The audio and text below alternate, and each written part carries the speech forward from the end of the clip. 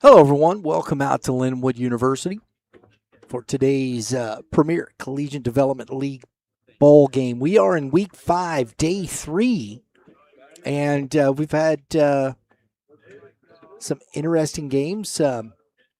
Both gray squads have won this week, so both visiting teams have been the victors. Perkins got one on Monday. Actually, no, it was Pabst got one on Monday. Perkins got the one yesterday, so we got the rubber match of Week 5. And I think I might just go with the gray squad because the gray has been the jersey, and it's been interesting because we have had the visiting team be the aggressor, get out ahead, and that's been the MO so far.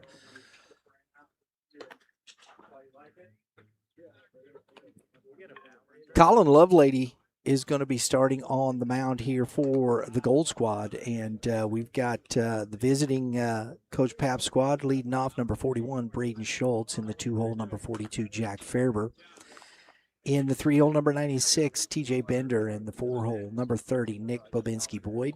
In the 5-hole number 87, Drew Laramie. In the 6-hole number 76, Mason Stahl. In the 7-hole number 49, Jackson Ryder. And 8-hole number 90, August Hutchison. In the 9-hole number 20, Carter Singler. 10, number 59, Aiden Payton. 11, number 6, Trey Kent Landerman. 12, number 63, Cooper DeManuel.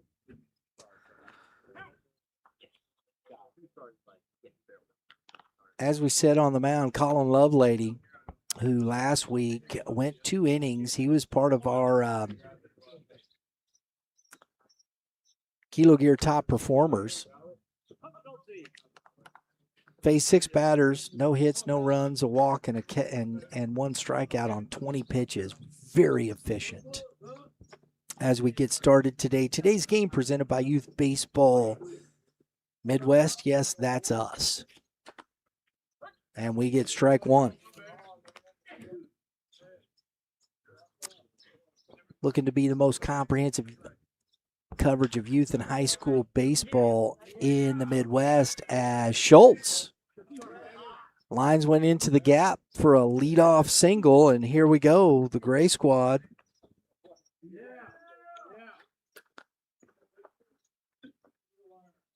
Jack Fairber coming to the plate, been hot.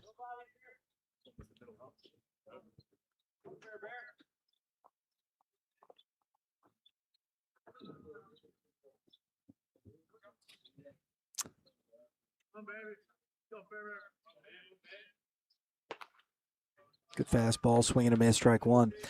Colin Lovelady's been very efficient. 7 2/3 with a 46. That's basically a 47% whiff rate. Runner goes. That's a tough throw off that pitch. Goes into center, and up is Schultz and into third on the throwing error. That was going to be a tough one. I mean, Winkleman was way outside. So a stolen base for Schultz, and gets to third on the throwing error. 1 ball, 2 strikes. A lot of action. Lovelady works fast. We've said that, but very efficient. 26 batters faced, 2 hits, only 1 earned run. And that is outside. 2-2. He's only walked 2 batters in those 7 2/3, 7 Ks, 112 pitches. That's efficient. That is off the end of the bat and is going to be caught. Nice play by James Dolly. But it's enough to get Schultz home on the sac fly. Even though it wasn't very deep, it was a tough play for Dolly. He had to slide to one knee to make the catch. So it's out number 1, TJ Bender at the plate, 1-0. Curveball lands for a strike.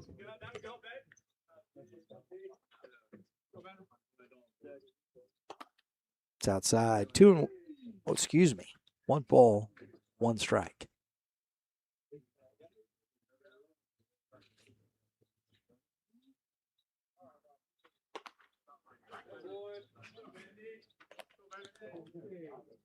Defensively, behind the plate, Logan Winkleman.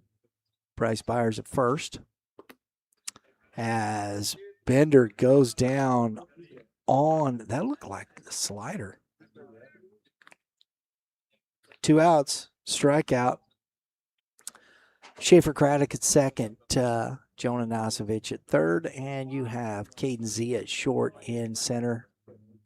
Joey Linneman as Babinski Boyd keeps the Purple Thunder rolling with a 2-out single.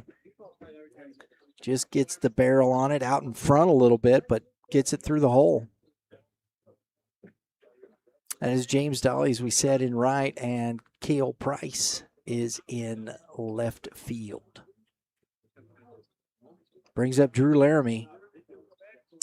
Dangerous bat. Lots of pop in this bat. Actually, there's lots of pop in the player.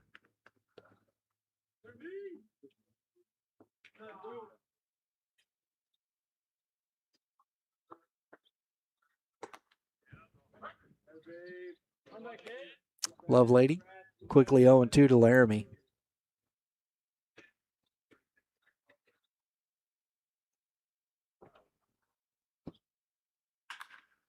That's into right field, Dolly to it, and the catch is made. So, Love Lady gives up a run in the first, but strands one, and we head to the bottom of the first. Gray Squad 1, Gold Squad coming up.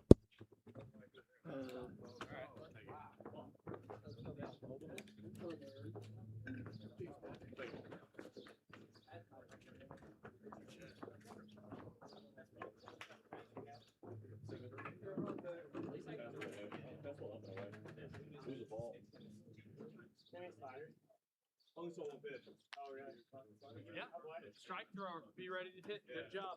I'll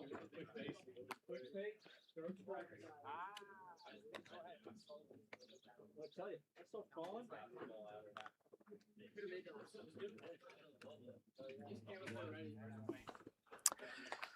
Today's PCDL game is presented by Youth Baseball Midwest. Appreciate you watching. And YBM is a production of Red Earth Productions, LLC. Since 2017, we've been bringing you the most comprehensive youth and high school baseball coverage in the Midwest. We got some starting lineups here. Leading off for the gold, number 52, Cooper Harrell. 2-spot, number 2, Joey Linneman. 3-hole, number 44, James Dolly. And the 4-hole, number 89, Cale Price. 5-hole, number 84, Logan Winkleman. In the 6-hole, number 70, Bryce Byers. Hitting 79, Jonah Nosovich. In the 8-hole, number 74, Schaefer Craddock. 9-spot, number 60, Liam Mahfoud Thurman. And in the 10-spot, number 91, Caden Zia. Jack Cartwright starting out here for the Gray Squad. Behind the plate, we have TJ Bender at first base, Mason Stahl at second base, Aiden Payton. Shortstop will be Jack Farber. Third base, Trey Kent Landrum. In center field,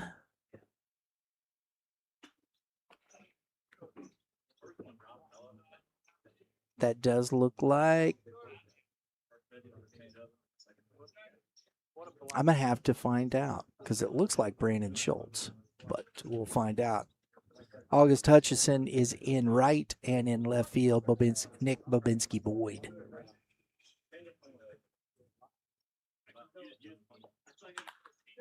Harrell pops one up, foul territory. It's going to get out of play.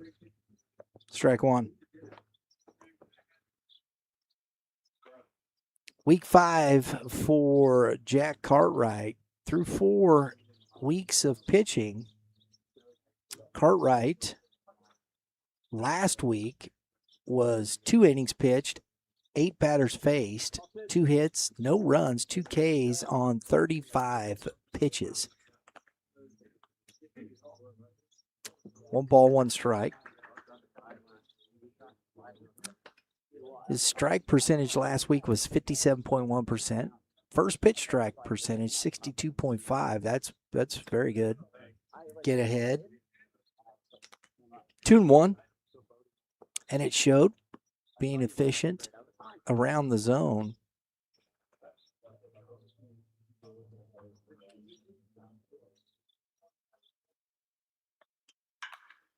And that has popped up deep into left field and back. Making the catch is Nick Bobinski. Boyd, Harold got into that one a bit.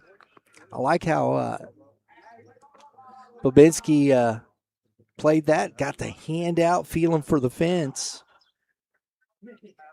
and made the play. Joey Linneman to the plate.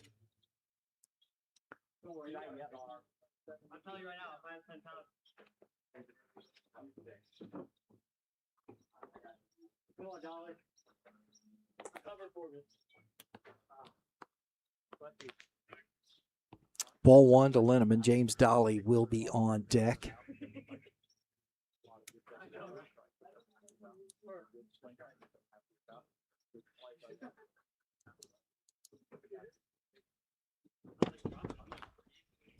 And that's foul tipped into the glove. 1 ball, 1 strike.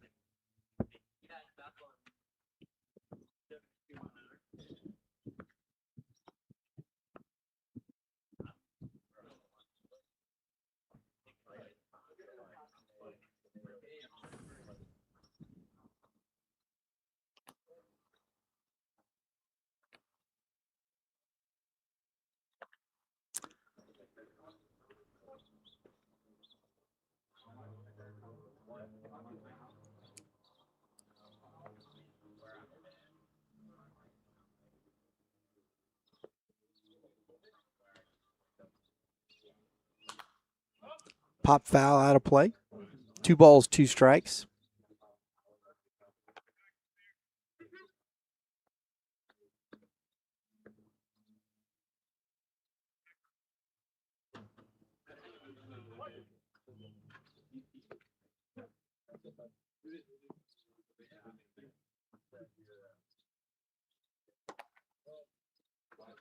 Three and two.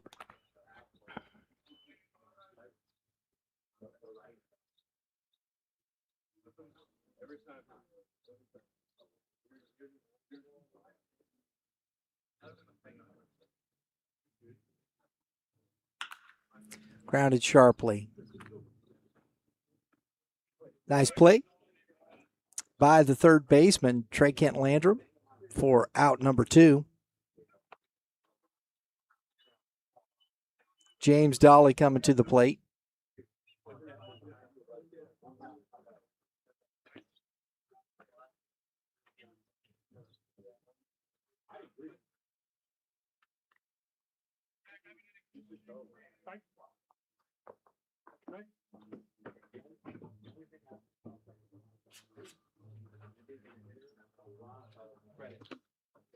Foul tipped.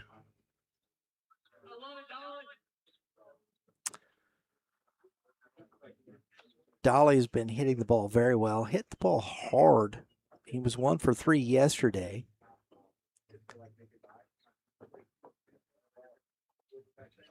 Lined out to center field twice on very hard hit balls.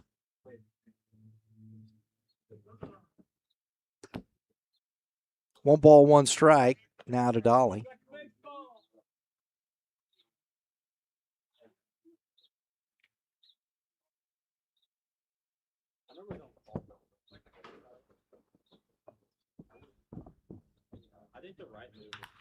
Ripped down the line.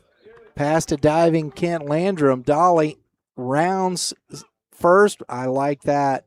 That's a nice job by Bobinski. Boyd, good stuff. Good baseball right there. Good hard turn.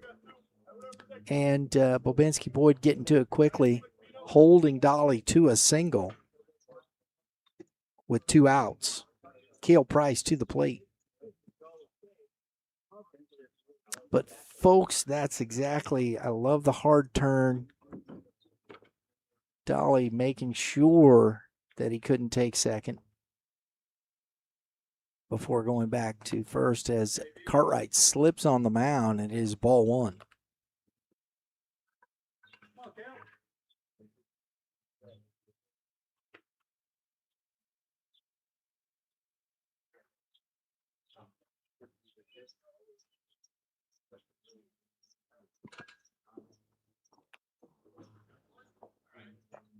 And the hit by pitch,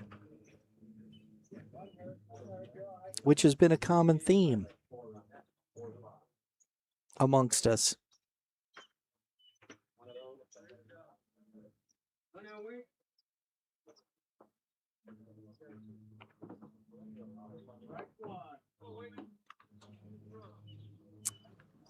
So it brings up Logan Winkleman with 2 on now and 2 out. Opportunity to tie this ball game up here in the bottom of the first.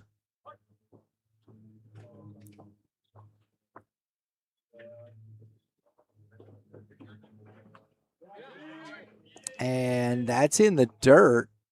Spikes the fastball. And it's ball one, and both runners advance 90 feet closer to the plate. Versus righties, he is very fastball dominant. Will throw the changeup.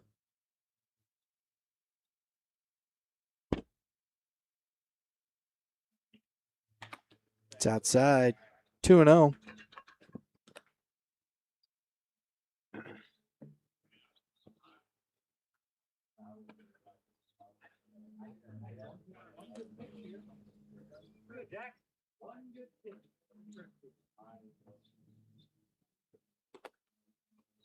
That's in the dirt. 3-0 now to Winkleman. And I'll tell you what, you don't want to have to pitch to Byers here in this situation. So I'm swinging in the BP, and he had a couple out of here. And boy, that's exactly what Cartwright did with the walk. And bases are loaded for Byers. Going to get a courtesy run for the catcher and Cooper Harrell.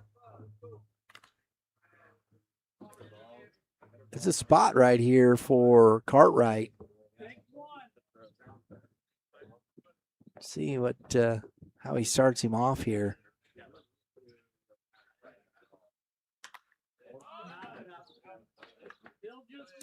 First pitch, that ball ran in on the hands to Byers. He was looking for something up and just ran back in on him.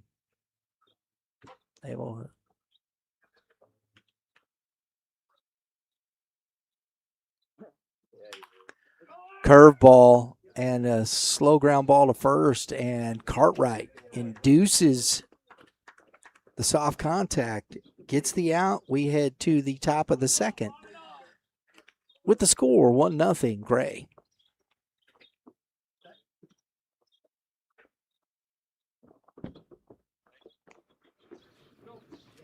One pitch, 1 inning at a time. Hey, nice job out there on the field, Bobo.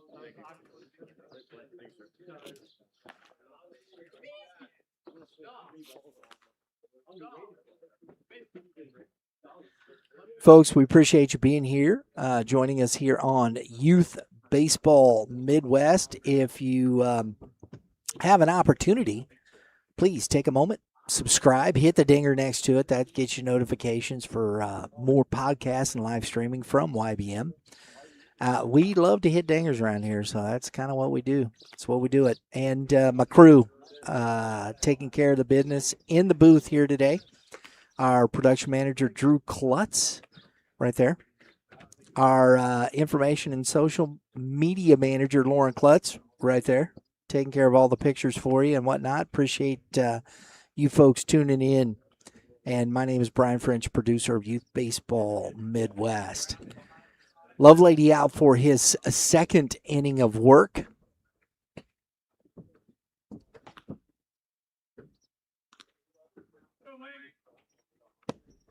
And here we go. Mason Stahl, Jackson Ryder, and August Hutchison will be the minimum batters faced for Mr. Lovelady. Got the leadoff single and stolen base and a throwing error put him into position for the sac fly from Jack Farber. And it's ball one to Stahl. Gave up the 2 hits in the first as it's 1 ball, 1 strike. Not much time to breathe here between pitches with Mr. Lovelady. We talked to him today, and he just gets it and goes, man. Fouled back into the net.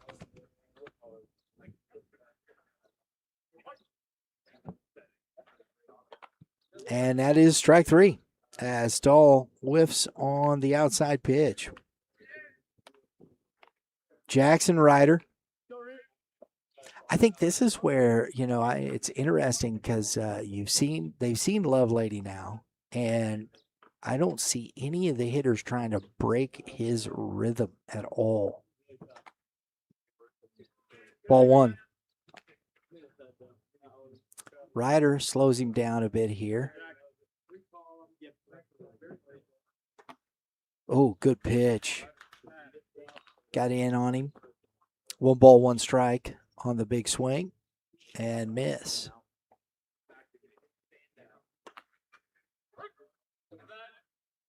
Nice pitch.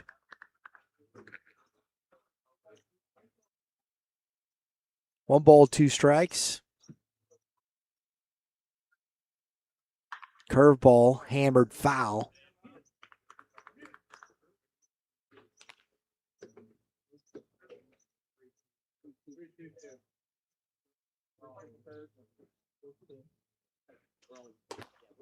Goes with the fastball upstairs.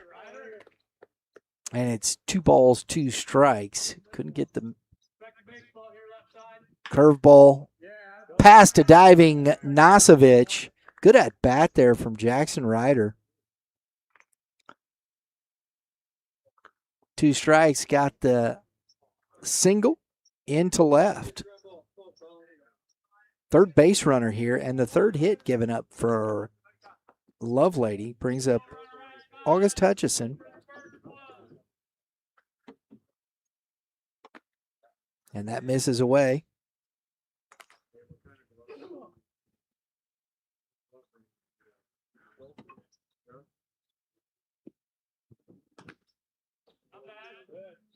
And it's ball 2. Lovelady for the season so far has a 57% strike rate. His first pitch strike rate is a little low, 42 1/3. And, oh, that's great stuff. And Ryder was on the move. Hutchison hits behind the shortstop. Zia still had an opportunity at that play, but was able to glove it. And it's 1st and 3rd with 1 out. As back-to-back singles put 2 runners on. It's 1 out, and you have Carter Singler, and I feel bad for this young man. He got hit 3 at-bats in a row over this week. Runner goes. The throw is not in time and bobbled a bit. So the stolen base, and it's 2nd and 3rd with 1 out. It is strike 1 to Singler. It's upstairs. 1 ball, 1 strike. Lovelady goes back to the windup. 1 ball, 2 strikes.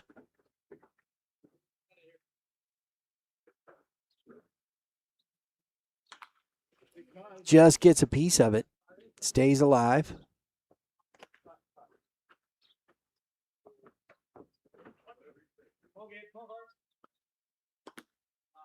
Two balls, 2 strikes. Big spot here. Trying to cash in a couple more base runners.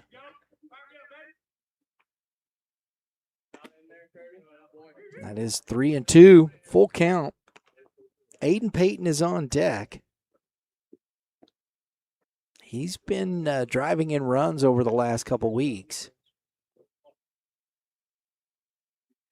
Curveball misses up. Might have been the change, but he just didn't quite get it down.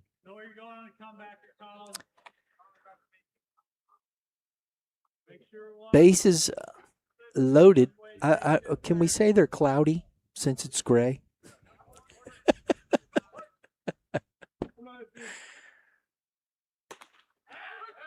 Back pick throw, and he's out. Runs. Yeah. Well, they're not loaded anymore as Logan Winkleman throws a strike. Great tag from Schaefer Craddock, and Hutchison is erased off the base pass. It's now 2 outs.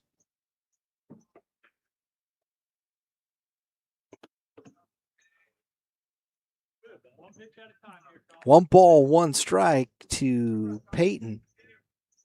I'll tell you what, man, that's a pretty good weapon you got right there. These guys with behind the plate have some pretty good arms, and getting too far off the base was Hutchison. Paid the price for it. 2-1. Runner goes. Peyton swings, and it's popped out of play.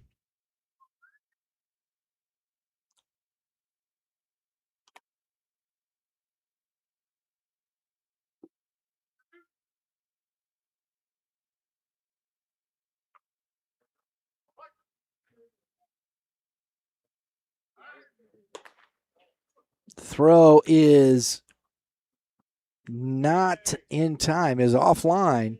Nice job by Ryder getting a good read on that. Scores on the throw through. Singler with a stolen base, and it's 2-0. 2 balls, 2 strikes. Peyton pops it up, and it's getting back out of play, and it is right behind me. Right there. I should have caught it. Should have.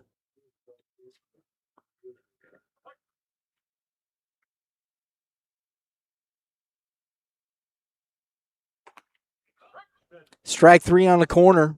Gets Peyton looking, and we head to the bottom of the second inning with the score 2-0 Gray.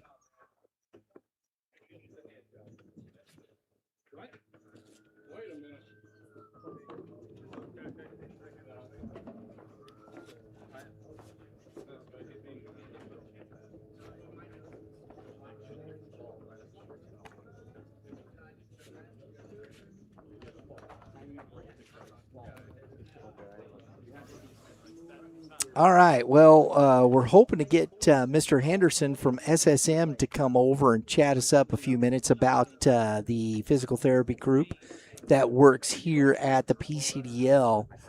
And hopefully we'll get him to do that. If not, we'll continue going. But SSM Physical Therapy here working with the PCDL has put together some pretty good stuff. They keep the athletes up to speed, up and going, and keeping them healthy. So if you get a chance, I know we've had them up on the scoreboard. You want to learn more about SSM, physical therapy, look it up. You can Google it too. I know they got an office over at the Premier Pitching Performance facility at. Oh, there he is. All right. Go ahead and drop that on your noggin there. Joined by Brad Henderson of SSM, working with the kids here. How you doing? Everything's great. How are you? Doing well. Great. Thanks for letting me sit here and kind of in the radio booth here for a minute. I don't normally have this view very often. This is cool. This is cool. Well, it helps when you're calling a game. Right. That's for sure. I'm normally sitting in the dugout looking at it from the side, so pretty good spot here. So, Brad, you guys have been working with the Development League now. Is this your second or third year? Third year for SSM Health Physical Therapy. I'm an athletic trainer, and was fortunate enough to get to work in professional baseball for 27 years and got to be around some pretty unique people and some of those things. So taking the opportunity now to kind of pass on some of the things I've got to do in the past and some of these things, and try to help out some of these kids that are aspiring baseball players. Jonah Nosovich, one of them, here at the plate. He's up. He's 1 ball, 1 strike. Talk to us about, when you're coming out here, and I mean, these kids, these young athletes, you guys are here just kind of in a role advisory. You helping them physically. What role do you play here? Well, for these P3 guys? does a great job with the screening of the players and these kind of things, and they all have their own individual programs that they do. When I was with the Cardinals and the Pirates, we had our hands on our guys all the time, and we had staff of 3 or 4 people taking care of 25 guys. So, it was really, a lot of hands-on, and we really knew the players very well. A lot of times these young athletes in these college program stuff, especially in the fall, they don't have an athletic trainer that's with them on a daily basis, and need to do a lot of these things, on their own, preparation as well as post-game, management of, the strength training and some of these things. So these guys, today are pretty self-efficient. But with SSM Health Physical Therapy here, providing some emergent care if there happens to be anything, hit by pitch or any of that kind of stuff. But guys have come up with some questions, and we try to help them with some of their programs from time to time. Nosovich flies out to deep center field. That looks like it is Brandon Schultz out there making the play. We've had a few of the hit by pitch variety here. Yeah, that's those things happen. These kids, of course, when I started, back in the John Tudor days and watching Greg Maddich pitch and some of those things, I'm not sure those guys could even get a tryout anymore because they don't throw in the 90s, which is kind of different baseball than what I've was used to seeing. Now everybody's, chasing the radar gun and seeing how hard they can throw. Sometimes things get away from them a little bit when they're trying to light up the radar gun, Yes, it does. Well, and two, in a development league, these guys are out here working on pitches maybe they haven't mastered as well. Oh, 100%. And that's one thing so great about this league is that when they control the number of pitches and the bats and kind of can turn some innings over and some of these things where you're not putting anybody in harm's way, which is really great. So I remember, if we got time for a quick story here. Absolutely. When I was with the Pirates, and Andrew McCutcheon was back when he was a young phenom, and we went up and we were playing the Toronto Blue Jays, and their Cy Young Award pitcher that ends up passing away. I'm all of a sudden blanking on his name. I guess that's what happens when you get older. Blue Jays? Blue Jays, yeah. Oh, gosh. And then he went to the Phillies after that, ended up passing away in a plane crash. Yes. But I'm sure his name will come to me here in a minute. But Andrew, in spring training, like you said, guys are working on pitches and different things like that. Andrew got a couple hits off this Cy Young Award winner, and he said, "Oh, Cy Young Award winner, bop, bop, bop, Well, the next time we saw the Blue Jays, this pitcher just absolutely carved Andrew up, because they kind of all read the paper and that kind of thing, So what guys trying to do in different situations and, learn to throw their breaking balls for strikes, whether it's late in the count or any of those kind of things, men on base or whatever, and that kind of, this league provides a great opportunity for that. That's awesome. Which is really good.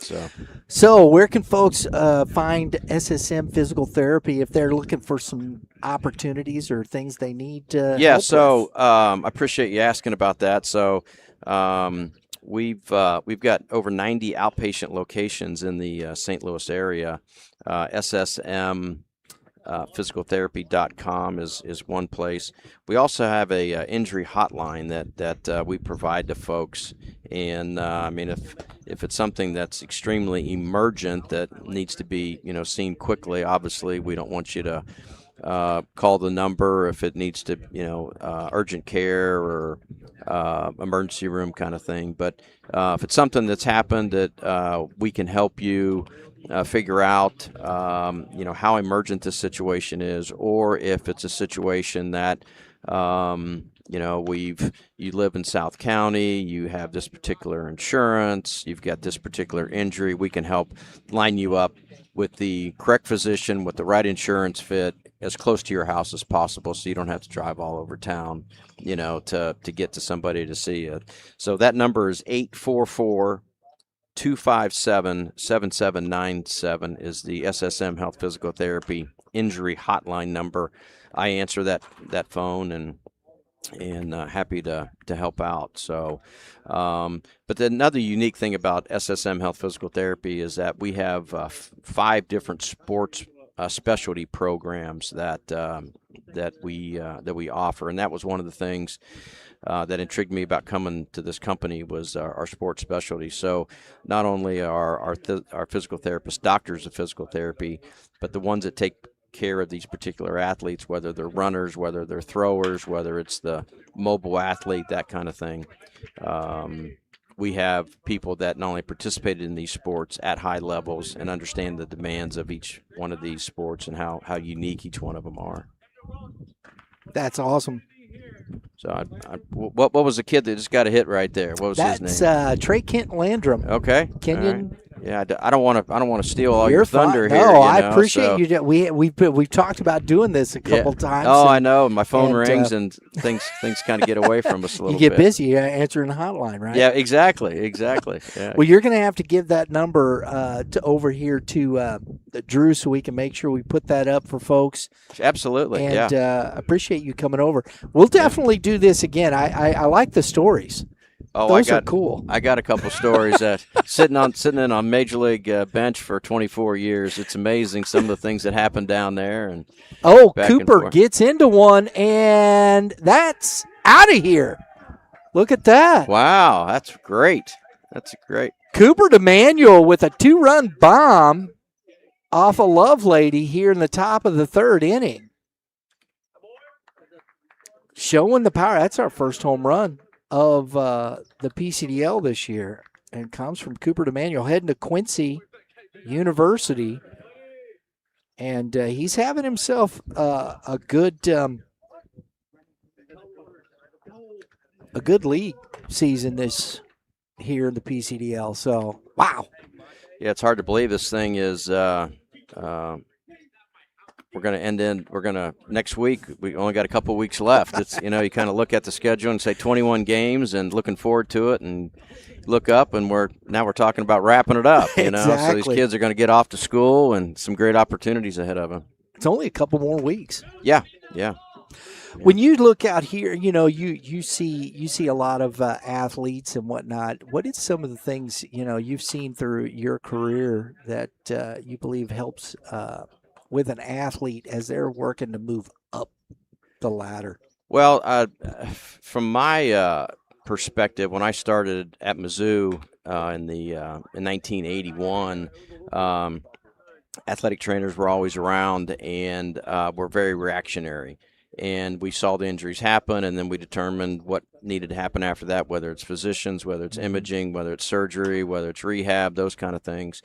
And then we, rehabbed them, did the return to play, whether it's throwing programs, running programs, hitting, whatever, and got them back on the field.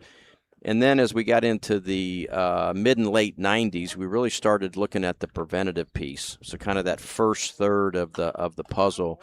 And now organizations have staffs of people that really spend a lot of time on how these guys move. And you're not going to make everybody perfectly symmetrical. But the thing about this is that we want to make these guys as efficient as possible and have the repeatable deliveries or swings as they can. And some of the guys, the way they move and those kind of things make them very unique. And if you change some of those things, they may not be able to get anybody out. And all of a sudden now you're taking money out of guys' pockets because you say, well, you got to do this or you got to do that. It's like, yeah, but that's what makes it hard to hit, so kind of thing, so we don't want to, got to be careful with some of that stuff, but the preventative piece is really knowing how guys move and those kind of things. And, everything starts from the ground up. And I just attended a seminar the other day about the ground reaction forces, happened to be about the golf swing, but that also plays into, how a hitter moves, how a pitcher throws, and those kind of things. And then with the right stride length, the right stride direction, those kind of things, if they can get their parts lined up in a good spot, well, then now the arm really gets freed up, and we can really, maximize our levers and levers along the way, and create some velocity and a repeatable pitch, kind of thing, as we're talking about those kind of things. I spent a lot of time trying to learn as much as I could about pitchers, because they're all, I think that's something that we could really help keep guys on the field. And, of course, with all the surgeries and Tommy Johns and those kind of things, the new surgery, this UCL repair instead of reconstruction has really changed getting kids back on the field so much quicker and that kind of thing. And they don't have they get their motion back quick, and they don't have the bone pain and a lot of the numbness and these different things that can be some of the side effects of the reconstruction. So that's really been a great thing for some of these either younger players that can get back out on the field whose careers, everyone's got a career that's going to end. Yeah. Even Greg Maddox doesn't have a costume, as I say, anymore because he's too old and can't get anybody out. So there's a finite number of times you can play. That's why we're trying to maximize these kids best we can to get them out here and keep them playing as long as we can. And I think that's the science part of it. As you're talking there, it always makes me think about, because the velocity is the stressor, and how do you maximize an athlete who is needing to throw at maximum velocity and keeping healthy, staying healthy, recovery, all of those things. It's a huge part of the game at this point, isn't it? Yeah, I mean, when I came to the big leagues in '88 with Gene Gieselman, he was the Cardinals were one of the last two teams not to have an assistant athletic trainer. The Twins were the last team, and it was he and I, and we did strength training, we did nutrition stuff, we did all the parts and pieces of that. Now I was at opening day this year and counted 14 people on the Cardinals side that were introduced, about player performance. So they've got mental skills, mental health, they've got therapists, they've got the strength trainers, the performance enhancement folks, and those kind of things. And that's just what you have to be able to really understand all the metrics of stuff that's out there and the data and those kind of things. And having started with Whitey Herzog, way back in those days, I'd be a little scared to walk into his office and tell him that Jack Clark didn't get enough sleep last night. Not sure he's going to be at his best if he plays today. I'm not sure how the Rat would have taken that comment, So, but lot of data out there, Wow. that guys have to interpret in some of those things. I don't think some of those guys back in that day worried too much about sleep either. Well, Whitey always said you get a good steak and a couple Budweisers, and away you go. So it wasn't too much. Wasn't a whole lot of science there. It's just good old baseball players.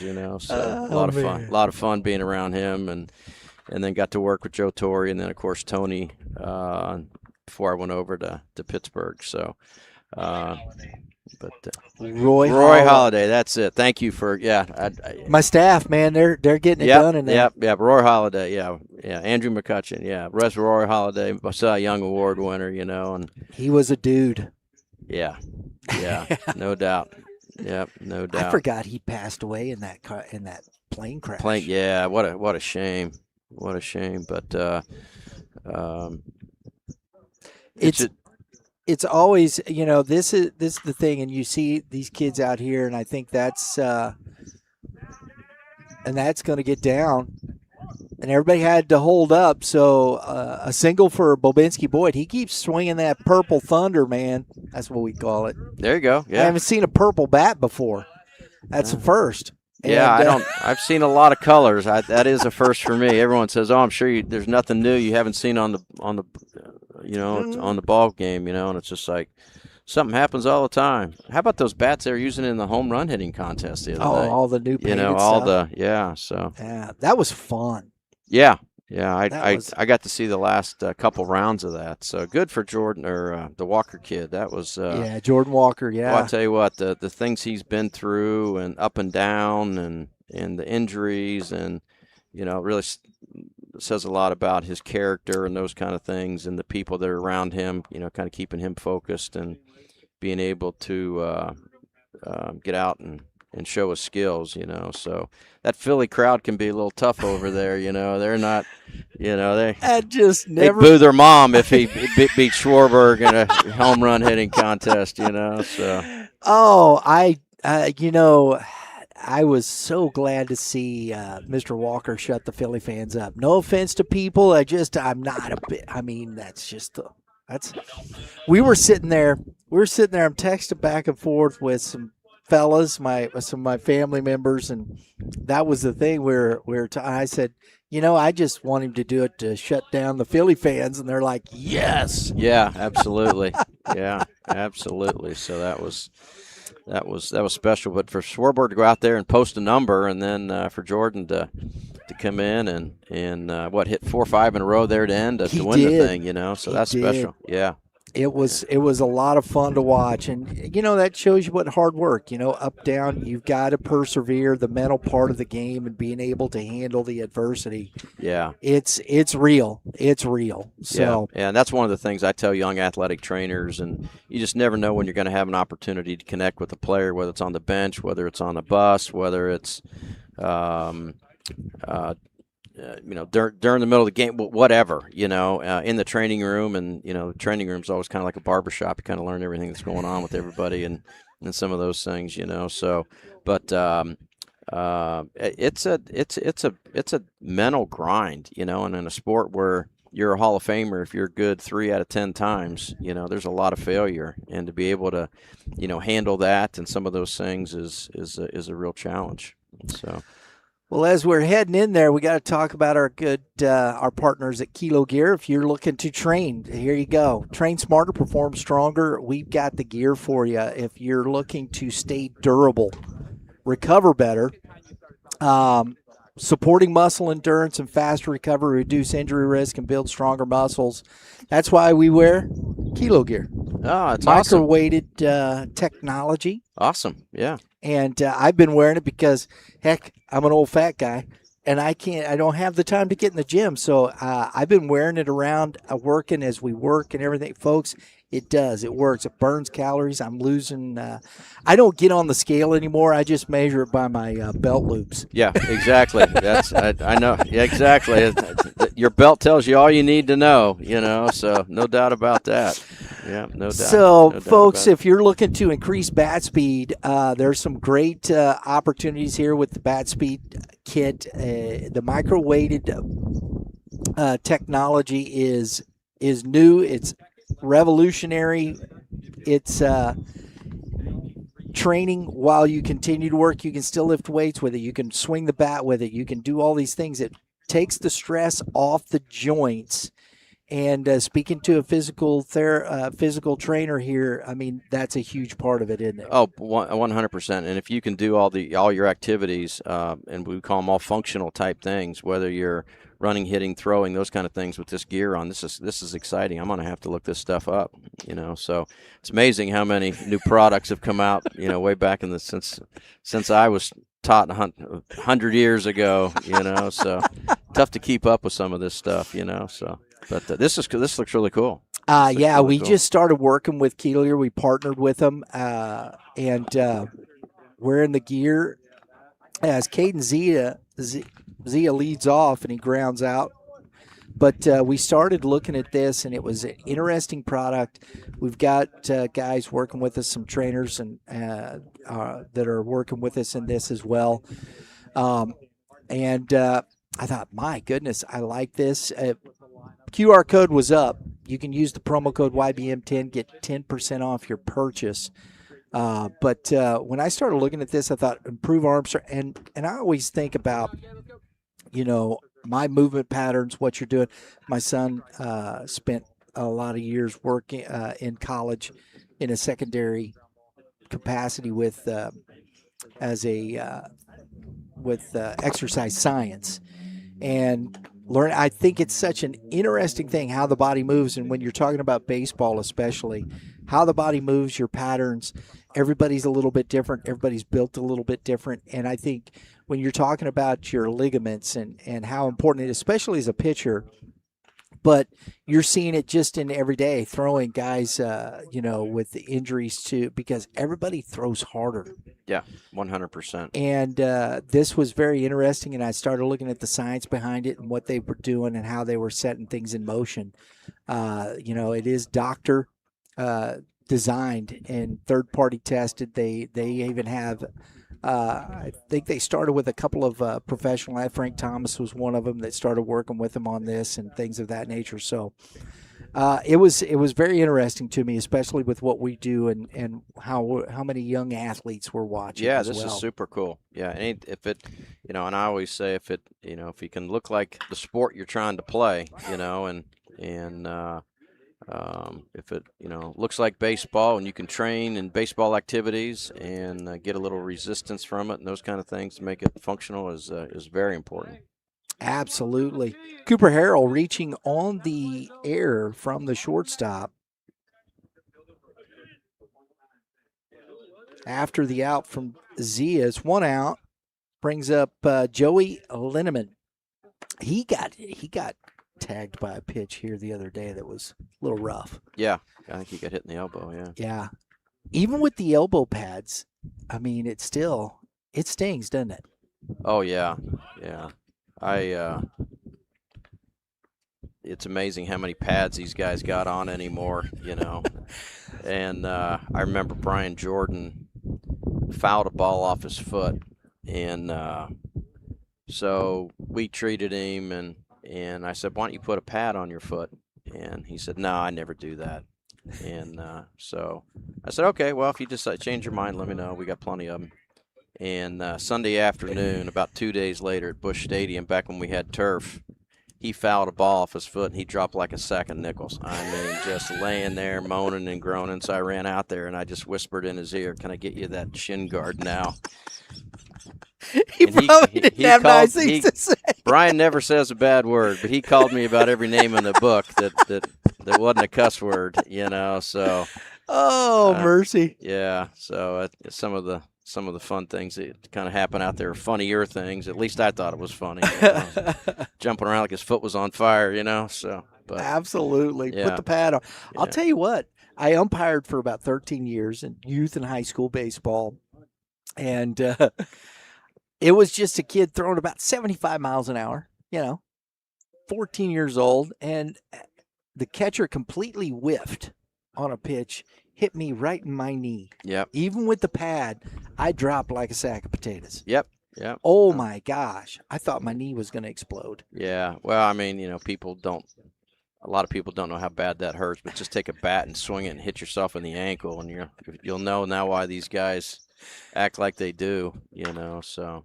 Linneman getting off the snide with a single. Makes a big turn. Goes back. Harrell stopped at third as Bobinski Boyd jumps in there quickly and gets it back in. So runners at the corners. 1 out. Jack Cartwright still on the mound here for the Gray Squad. He is going 3 today. He's going to third, so I'm not quite sure. We hadn't seen Xander Beals. We didn't see him last week. I don't know if he's going to be here again today, so it might push Cartwright a little bit further. Lovelady did go 3. So we'll see who's coming up next for the Gold Squad. I think we do have a young man that is jumping in here that just joined the squad. He's at Maryville University. Oh, my gosh. And I had his name. Pitched at Fort Zumwalt East. Lefty. Oh, my gosh.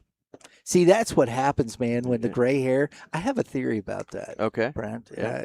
Why your hair turns gray. It's because your brain cells are gray and It's all leaving your brain. Okay, that's where it goes. I tell you what, It's a theory. I haven't proved it. I can't prove. I can't say it's wrong. You know, a little longer in the tooth, and it takes us a little longer to get things done, and some of those things. You know, so yeah, it's amazing.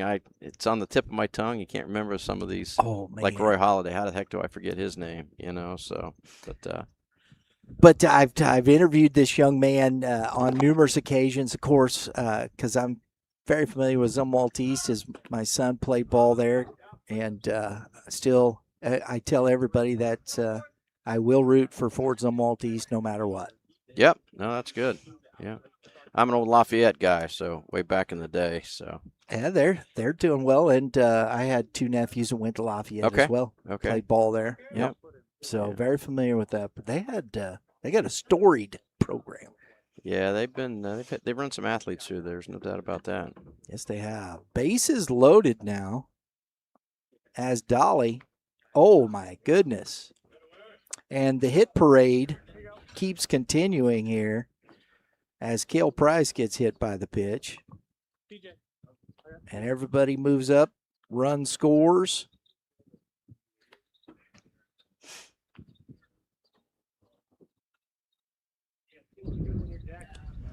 And Cartwright just not really happy with himself. We talked to this young man this morning. We saw him last year and continuing to progress.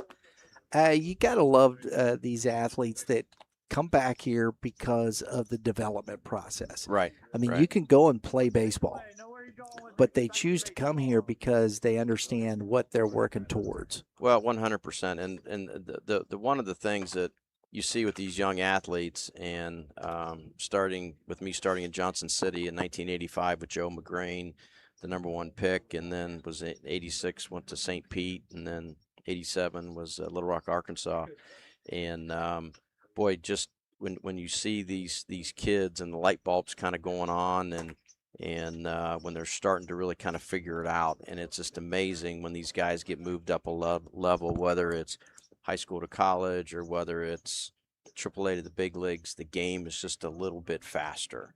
And a lot of times these kids, they want to rush everything, and they want to try to throw harder, and the ball gets straighter, and then all of a sudden it gets real loud in the batter's box.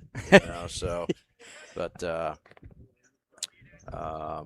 Bob Tewksbury, who was one of the pitchers that we had when I was with the Cardinals here, and he ended up being a mental skills coach for Boston, and then also worked with the Giants from time to time. And I bought his book, and he said, "You shouldn't have bought the book. You should have saved your money. You've heard all the stories that are in there." I'm thinking, should have told me that before I bought your book, you know. But anyway, Appreciate it. Yeah, but Rick Ankiel, he's got a book, and Tuxie's got a book, you know. But yeah, just kind of the art of pitching, and just little things you can do out there to kind of take time outs, you know, just stepping off the rubber and just kind of collecting yourself and kind of getting back to some basics and those kind of things as you just try to slow the game down. And of course, with the pitch clock now and some of those things, how things have kind of changed, but you can still, you know, figure out how to, you know, kind of steal a couple seconds here and there and slow things down.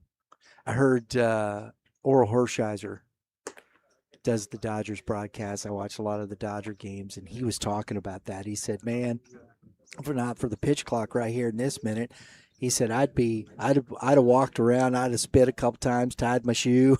Yeah, it really is a difference, and you know, it's kind of crazy, kind of looking at the different eras of the game that I've been in with Whitey and Torrey and Tony, and you know, anything over 2 hours and 15 minutes with the Rat being the manager, it was a long game for us. I mean, heck, there was times I could be home before the 10 o'clock news was over, you know, and all of a sudden Tony comes in and he's calling pickoff moves and pitches and everything else, and we'd be lucky if we were in the 7th inning by 10:30, you know. So it's kind of different, and they all had a lot of success, and I'm not questioning any of them, but right.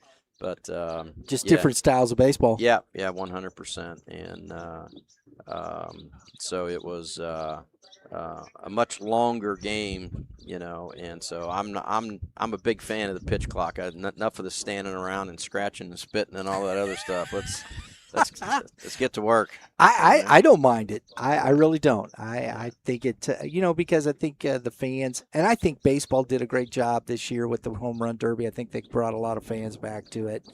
Because, over the last couple of years, just tweaks and things and what they've done, it's meant to improve the game. Sure. And I think Sure. they've done a pretty good job with it. Yeah. And, players they adapt, and again, when it was 20 seconds or whatever the pitch clock is, I mean, how fast they thought they had to go.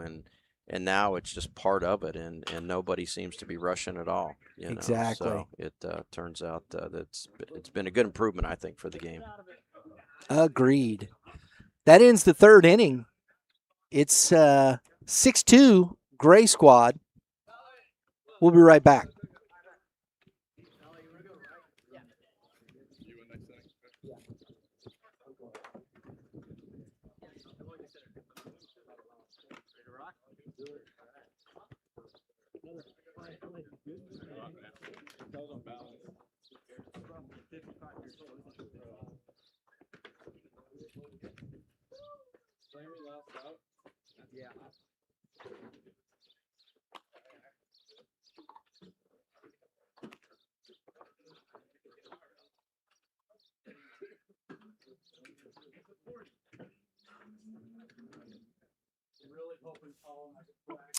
Build strength in every move, folks. Use the promo QR code. Scan the QR code.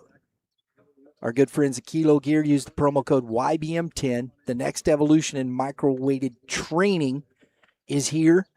If you've got a young athlete and you're looking to improve, proven performance gains, this is measured 30% increase in speed, measured speed gains across all major movement patterns, a 25% increase in power, stronger, more explosive, and force production. 15% better recovery, faster recovery between training sessions and games. If you're looking to get more physical, check it out here. Use the QR code. Learn more about Kilo Gear and what it can do for you. We got some great stuff here. Use the promo code YBM10. Get 10% off of your purchase.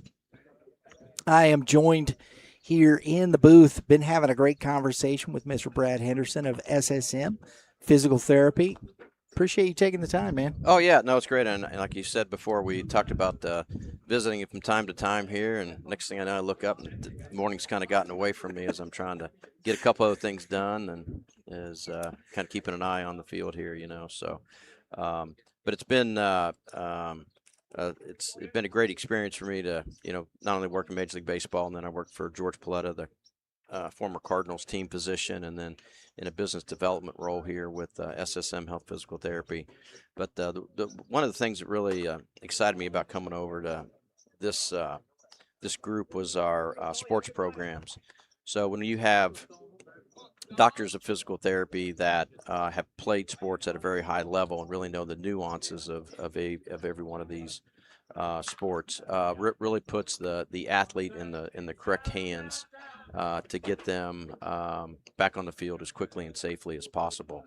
So the basic 5 sports programs we have are contact sports, which obviously is football, and watching some of the World Cup soccer stuff, I think that may be even considered a contact sport anymore, So and basketball and some of these, the way that they're pushing and shoving and stuff out there anymore. So, but the ACL injuries and some of those things, really, getting the kids in the right hands, and with our technology, getting them back on the field, as I said, it quickly and safely as possible. But not only is physical important, but it's also psychologically trusting the repaired knee, if you're talking about ACLs and that kind of thing, but to really know that you can push the repaired joint to its limits.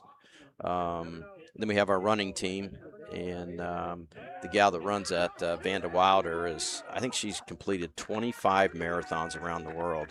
So when a runner comes to see Vanda, I mean, that's really they're really in great hands with somebody who has experienced, the sport and, the fatigue and, the mental and physical stresses of all that stuff. So another one of our programs is the mobile athlete. And, treating an offensive lineman compared to a gymnast obviously is, a horse of a different color there, Right. So, but the gymnast and being upside down and knowing where their body is in space and all the different things and the flexibility and strength that they need to have is unique, taking care of that group. And then we have our overhand throwing athletes, which obviously is our baseball players, but also javelin throwers and cricket and swimmers and those kind of things is another unique set of issues. And then I run our golf program. So we have some technology we use as well as our TPI screen, and people coming back from whether it's back injuries or surgeries or those kind of things, just being able to line up your parts and make your swing as efficient as repeatable as possible. So I enjoy getting to do that stuff, having dealt with rotational athletes my entire life. Kind of passing on some of the things that we used to do with our players and getting people back out there enjoying the game they love. So we've got a program for you if you're coming back from an injury or if you just want to do performance enhancement. Just get a little bit better at your craft. So, and I can help you out at our injury hotline number 844-257-7797. Fly ball by Jackson Ryder. Mason Stahl led off the inning with a double, and he was getting it. So we've got Mason Stahl gets to third base on the fly ball.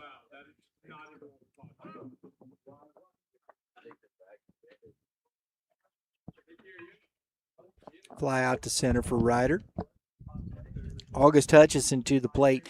I think it's very interesting. You talk about the rotational sports, and that to me, when you're talking about repeatable, and I don't think, the torque that, especially everything now with, even in golf, I love the way you bring that up there with golf, and then you have the other opportunities that you have in sport where everything is max effort. 100%, yeah. You're trying to hit that. You might want to move that mic up a little bit more. There you go. Okay. You got, especially in golf, the rotational and max effort, the drive, hitting the ball further. Started with Tiger Woods. Everybody just started cranking up, how far can we hit this thing? Yep. And they've proven here recently that the people that hit it the farthest make the most money. So what do you think everybody's trying to do? Nobody comes in and says, "Hey, I want to hit it shorter." Everybody wants to hit it farther, So, but talking about kind of over my career, we used to see, the weighted bats, which they still use from time to time. And I remember the old Pittsburgh Pirates. I mean, in the Parker and Stargell and those guys' days, those guys would have a sledgehammer on the on-deck circle, and they'd swing that. You'd think, oh, my gosh, I hope we don't get in a fight with these guys. We're going to finish a strong second, So, but some of the stuff that's out today, not only are underweighted swings helping to create bat speed, but also swing in the opposite direction. And our strength coach that I had in Pittsburgh, Frankie Velasquez, most of the time our right-handed throwers are right-handed hitters, and all we do is left rotation. And obviously we have to be very good at that and strong at that, but during the off season we need to unwind these guys. We need to have them go the other way. So we'll have them swing, not that we want to make switch hitters, but we just need to have a certain amount of balance that we have, being able to, for a right-handed swinger, hey, we need to, you have hundreds of swings that way. We need to do some the other direction just for some balance and that kind of thing. So underweighted swings and swinging the wrong way both will increase your bat speed. Is that right? Yeah, the new studies have come out and shown. Yeah, so.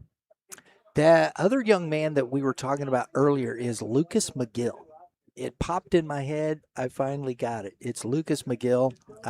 He was part of that squad that went to the Final Four, won their first district for Ford's Lamalt East, and saw him today.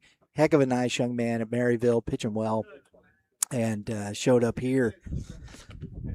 Had to throw that in. It just Yeah, popped in my well, head, you man. know what? You know, these kids all have this AI stuff. We still got the old Rolodex, and sometimes it takes a little longer to get those Rolodexes to come up with the right answer. You know. We got through it. Got through it. Carson House on the mound here for the Gold Squad. He's facing Carter Singler. Drew Laramie is at third, replacing Mason Stahl on the base paths.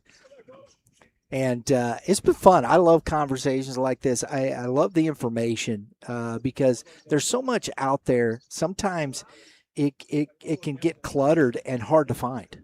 Right, right. Well, and there's so much stuff out there, and I'm not a big social media guy, but you know, some of the stuff that's out there and people just think are true, and they, you know, you see an exercise or something on Instagram or Facebook or whatever they're all called, and it's like, oh, I think I'll try that one. Well, that may be doing exactly opposite what you need to do. You know, Right. so if you get a real good evaluation and you identify your mobility, your strength, and your endurance, what some of these limits may be, and then address kind of that low-hanging fruit. Everybody likes to do the things that they're good at, and not necessarily what's difficult or what they need to do. You know, so that's why, you know, getting a good evaluation, and that's something that we at SSM Health Physical Therapy can definitely do. Is um, depending on your sport and those kind of things, you know, and again, people say, well, hey, send me a baseball workout. Well, I'm not going to send a baseball workout for a pitcher like I would a first baseman, because the first baseman is probably going to need a lot more rotational type stuff for hitting, and the pitcher is going to need a lot more shoulder, rotator cuff, and scap stabilization exercises. And everybody needs core exercises. But again, let's address what you specifically need to work on. So, yeah, getting good information is That's where the science has gone too. You've been right. able to find out and be able to drill that down how a body moves. I know my son. We've talked about it. He pitched in high school and college, and he said, you know, he talked about that. He said, I would have liked to have known now or known then what I know now, because even after college, he went into and worked for the First Form Group Supplement Superstore, got all his certifications and all that, and Sure. had to learn all about those things as a trainer and information. And he's like, I was doing it wrong for my body. What I was doing, he said, I was not in the right places. Yeah, well, we're as Gene Giesman, the former head trainer with the Cardinals, says, we're all smarter with tomorrow's newspaper. Yeah. You know, and that's one thing. But again, the reason that we are where we are today is because what we've learned from the people in the past. And I think back about treating some athletes.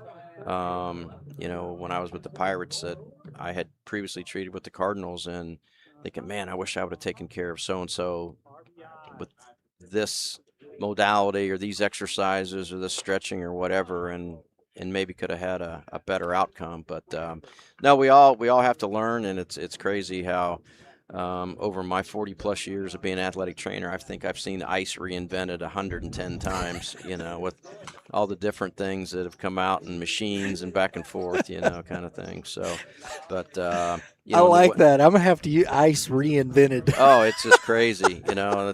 Let's put it in a sleeve. Let's put it in a bag. Let's put, you know, you need an electricity or whatever it turns out to be, you know, chemical cold packs and all the different stuff, you know. So, but it's but the weighted balls. I mean, I remember when I first got to the big leagues in '88. Rawlings had some balls that were, you know, heavier than the normal weighted balls of 5 ounces, and guys would throw them, but you know, then all of a sudden, you know, fast forward a couple decades later, and what's coming back out? Weighted baseballs. Yep. You know, so, but there's only so many things you can reinvent in this game. You know, so it's still 60 foot 6 inches to the plate and 90 foot bases and that kind of thing. You know, so. But, Exactly. yeah. Yeah, but well, I'll let you go. I appreciate your time here. Again, Brad Henderson with SSM Health Physical Therapy Injury Hotline, 844-257-7797. And happy to help you out with injury questions. And, well, hopefully we'll get to visit again here one of these times. Absolutely. We're going to have to get you on our podcast in the off season. Okay. Talk some stuff. Yeah, We'll happy definitely to. do that. Yeah, absolutely. happy to. Brad, Very I good. appreciate it, man. Thank you very much. All right, guys, have a good day. Thank you. Brad Henderson, folks, SSM Physical Therapy. Appreciate him taking the time. Enjoyed that conversation. Hope you got something out of that. That was fun. And that's going to drop in front of the center fielder, Schultz, for a one-out single from Mahfoud Thurman for the Gold Squad. They're down 6-2 here, bottom of the fourth inning. I just enjoyed that conversation a lot. That was a lot of fun. Information is key, and how we're setting things in motion and what we're doing as far as the evolution of the game. I don't even say evolution, but the growth of the game. It's just growth. Learning more, doing more, setting ourselves in motion the right way. I think that's huge. And as you can see, these athletes out here, that's what they're working towards. And you got people like Mr. Henderson that are working hard with these young athletes. Caden Zia to the plate. 1 ball, 1 strike. Excuse me. 1 strike. Now it's 1 ball, 1 strike. Was that prophetic or what? I don't know. I can't ever tell.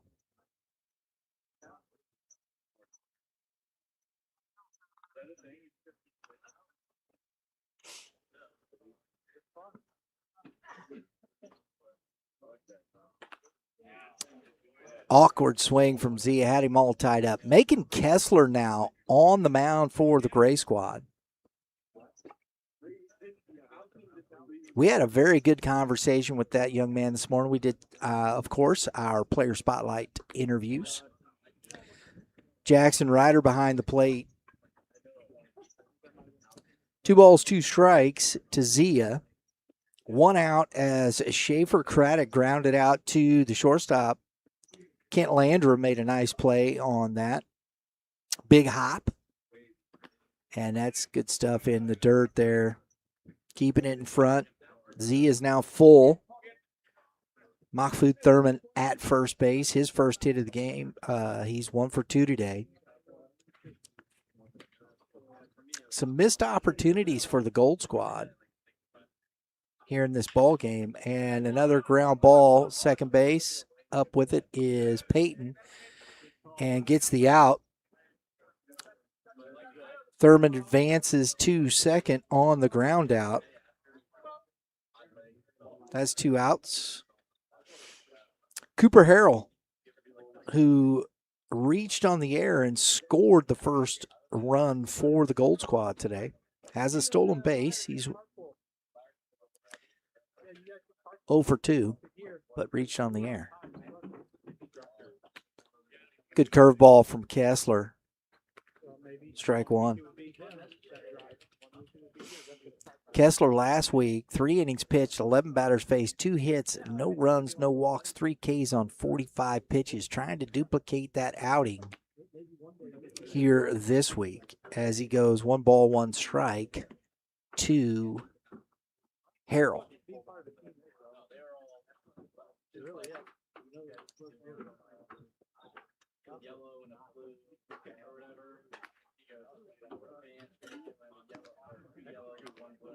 That misses in.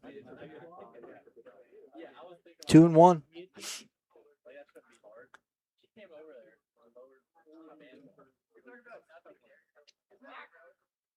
Wheel play. Schaefer Craddock back in easily.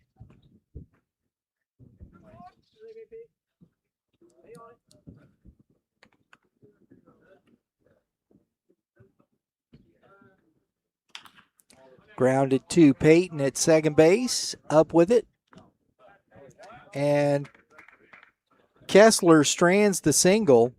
We head to the top of the 5th inning with the score 6-2, Gray.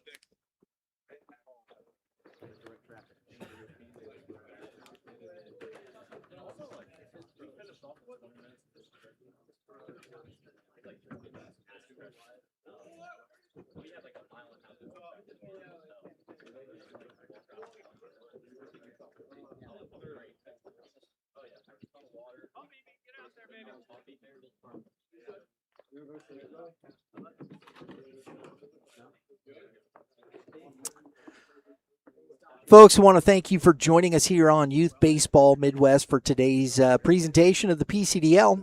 And look, if you're interested, you can follow us on our social media at on X at YBM_cast. IG, Facebook, and TikTok is all at Youth Baseball Midwest. We work very hard to bring you all the live broadcast, player stories, and everything in between. We're here to showcase players, teams, and moments shaping the future of the game. We will have our Kilo Gear top performers interviews after the game. We'll get those up on our socials, so make sure you check those out. And we appreciate you being here watching the ball game today. Hope you're enjoying the broadcast. Carson House back out on the mound for his second inning of work. You got Mahfoud Thurman behind the plate. Byers is at first. Schaefer Craddock moves to third, as James Dolly is at short with Caden Z at second. And Jonah Nosovich moves to right field. Center field, Cooper Harrell, and in left field, Cale Price. Aiden Payton leading off here, followed by Trey Kent Landrum and Cooper DeManuel. Cooper DeManuel hitting the first bomb of the season here in the PCDL. He's had a good one. He's had a good season so far here. As Payton lays off the off speed, and it's ball one.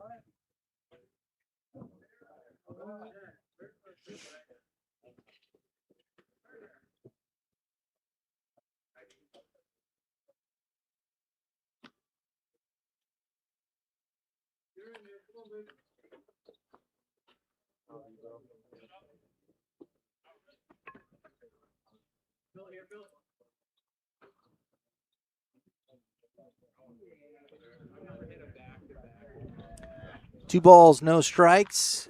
Payton rolls over the top. In the hole, Dolly going to have to make a big throw and can't do it as Payton beats it out for an infield single.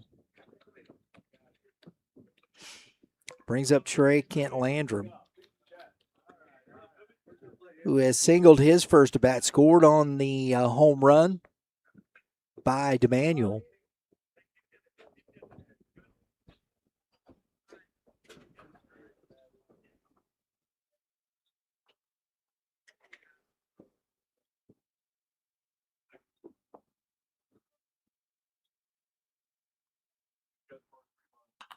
Popped up foul behind us here. Yes, it was. We heard it hit the concrete. That is strike one.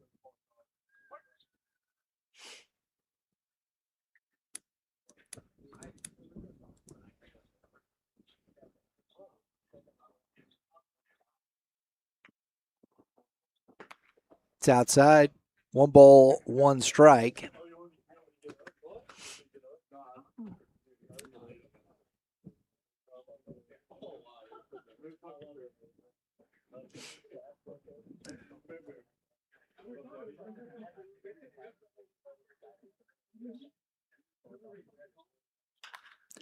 And that is flown into right field. Carries in the wind, but back on it is Nosovich to make the catch.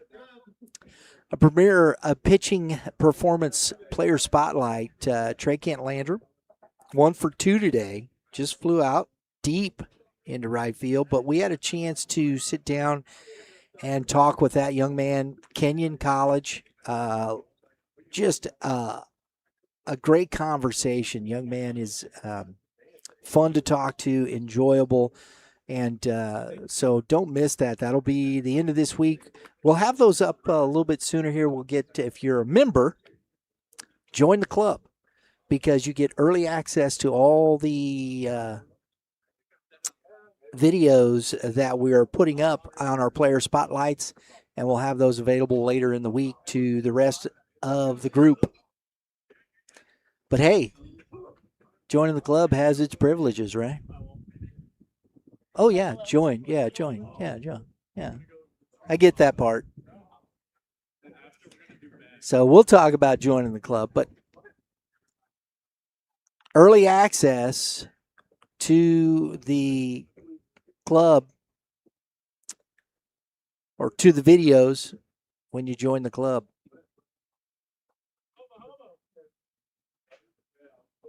Cooper DeManuel coming off the 2-run home run, and House is concerned about the runner, which I think is a good thing.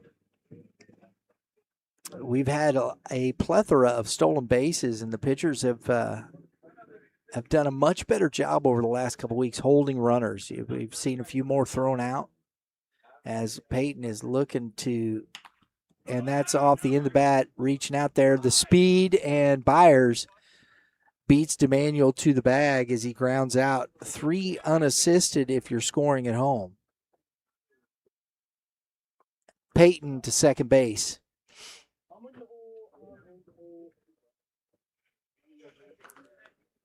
Brandon Schultz singled, scored in the first run of the ball game. Struck out in the third, his third at bat here in the fifth.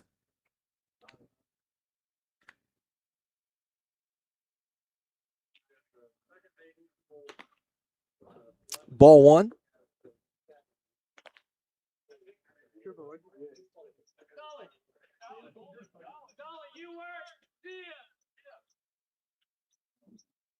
Left-handed hitter. Chase, move with him a little bit. Not to be able to cover the bag, but still cover the hole. Off the handle. Craddock up, fires across. And he's out. Nice job. Byers with the pick. Heck of a nice play, both sides. To get the speedy Schultz, we go to the bottom of the fifth inning, 6-2 Gray.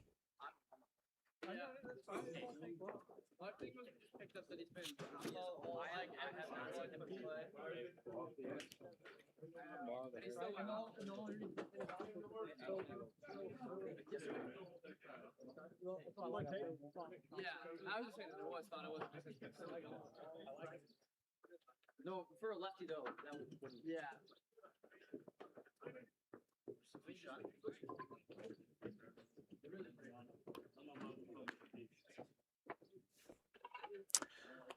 All right, folks, our premier pitching performance player spotlights. If you're looking to dominate the zone, Premier Pitching Performance is for you. They are a private pitching organization built to help athletes dominate the zone. Through assessment, training, and detailed analysis, they give pitchers the tools they need to improve and compete at a higher level. PremierPitching.com or the QR code on your screen. Go check them out. All right, guys. We did 3 interviews today. Jack Cartwright right off the bat. Culver Stockton, Holt High School here is in his second year of college. Had a great conversation with Mr. Cartwright. And then, of course, the man on the mound, we did speak with Macon Kessler. There it is. I'll spit it out in a moment. That was another fun conversation. Really enjoyed that. Spoon River JC over in Illinois, from a small town, Rushville Industry High School. That was interesting. And we had a great conversation with that young man. A lot of fun. Trey Kent Landrum, as we said, on the offensive side. All those player spotlight videos will be up for you at the end of the week. If you are a club member, join the clubhouse.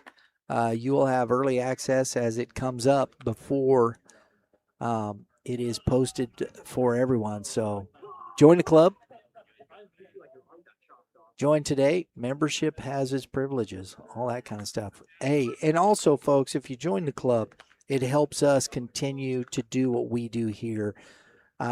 We need that support. We need that help. We love coming out here to the PCDL and live streaming. Love bringing you the podcast and all our winter workout tours and everything that we have planned for the upcoming season.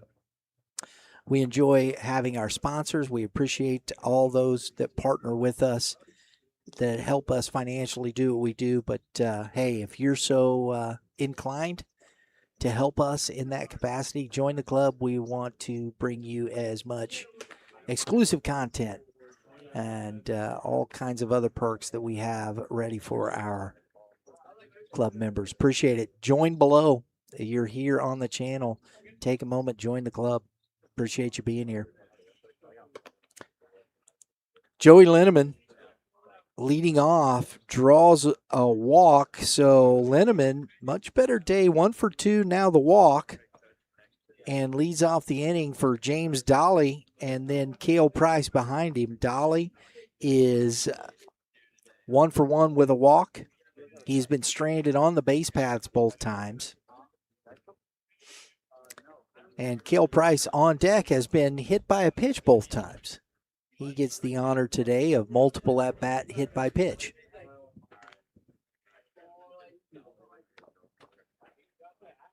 Throw over to first. He's back in time.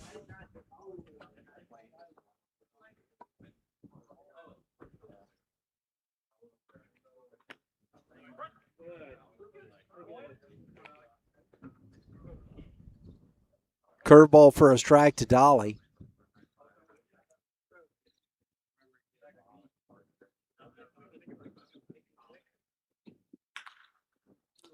Line drive back at Peyton, and he doubles up. Linneman, who was running on the pitch, and goes from 1 on to nobody out to 2 outs and nobody on. Cale Price at the plate. Nice play out there by Aiden Payton.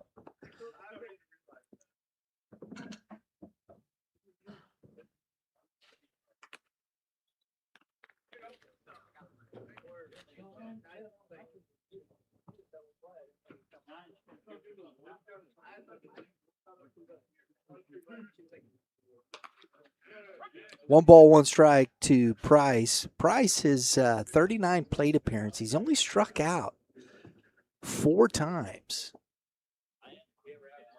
Let's wait a minute. 37 plate appearances. Swings and misses. 1 and 2. Only struck out 4 times. Walked 5. A 290 average. A 760 OPS. He's getting on base, and a rare strikeout for Cale Price.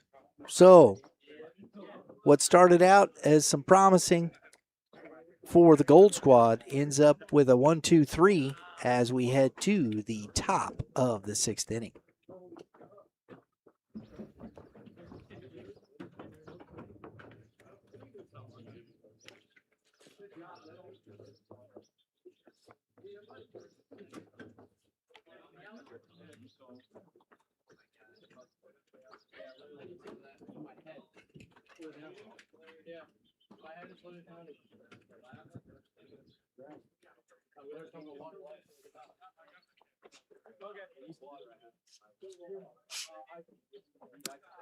Premier Pitching Performance, folks. Our player spotlights are brought to you by Premier Pitching Performance.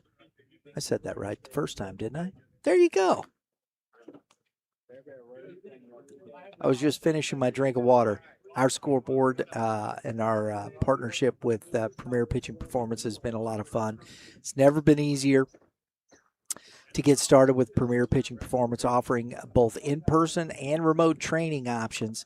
Whether you're just starting or looking to refine your game, they provide the tools and guides to help you grow. Use the QR code on the screen. Check them out. They got locations all throughout the Midwest and right here in St. Charles County. 1033 East Highway in Wentzville, Missouri. If you're looking for answer some questions, more information, premierpitching.com. info@premierpitching.com to contact them as well.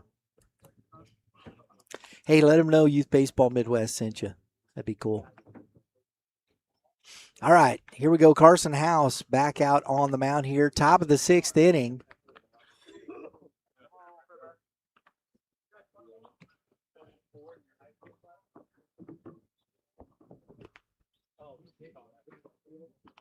Let's get a look at Mr. House.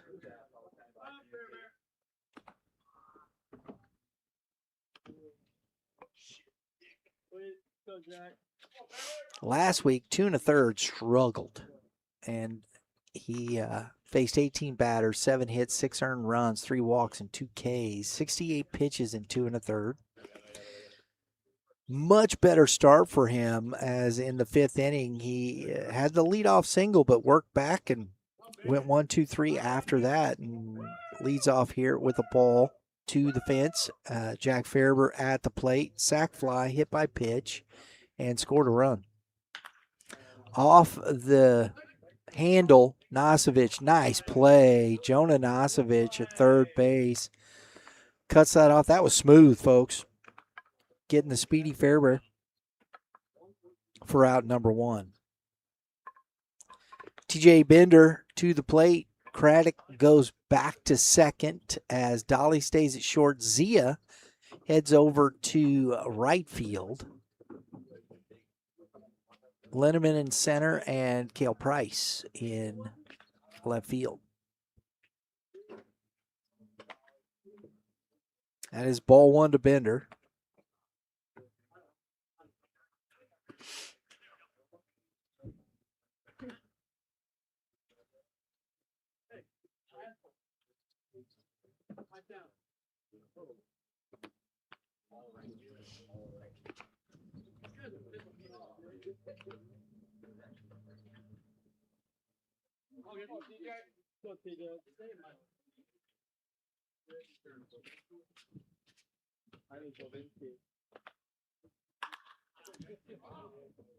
High fly ball, left field. Price under it.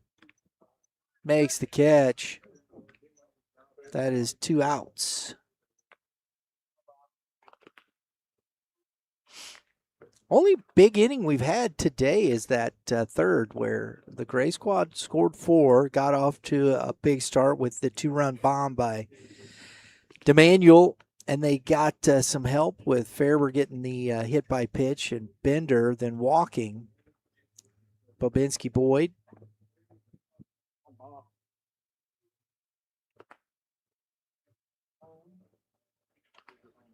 Singles, scores a couple more.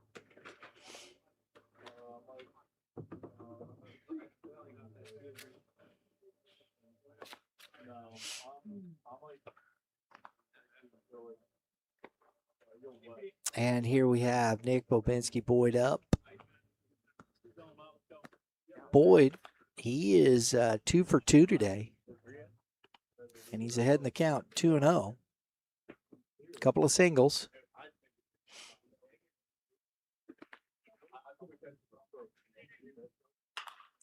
Grounds this one to Dolly with the charity hop.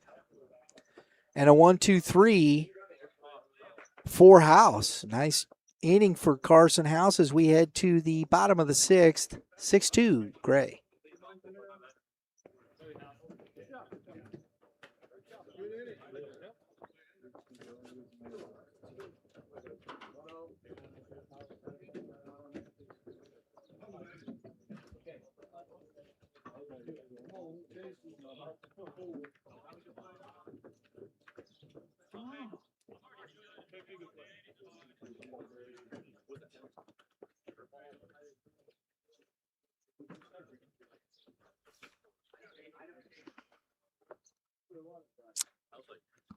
Thanks for joining us here today on Youth Baseball Midwest with our good partners from Kilo Gear.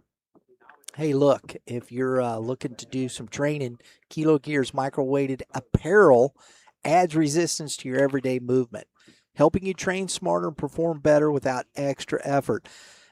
Listen, if you're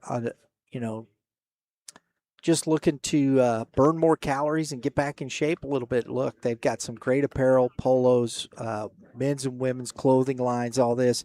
They got the shorts, they got the leggings, they got all that. Use it, walk around in it, do your everyday movements if you're cleaning house, working in your garage, mowing the lawn, whatever the case may be, or you're just out like I'm doing here, working every day. I wear my Kilo Gear, burns more calories, and creates an opportunity for me to, work without thinking about it. Work out without thinking about it. Can't get to the gym, don't have the time. It's a proven system designed to enhance performance while helping protect your joints. I use it. Use the promo code YBM10. Get 10% off your purchase.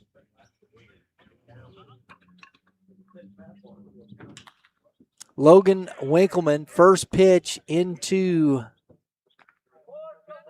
right field. Drew Laramie, quick work, 1 out.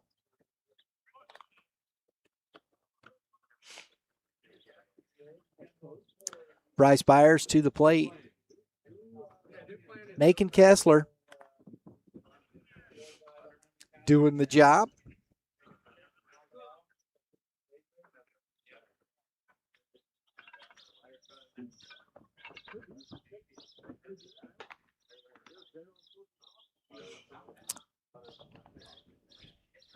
Through the end of last week, he'd thrown 10 innings, 44 batters faced.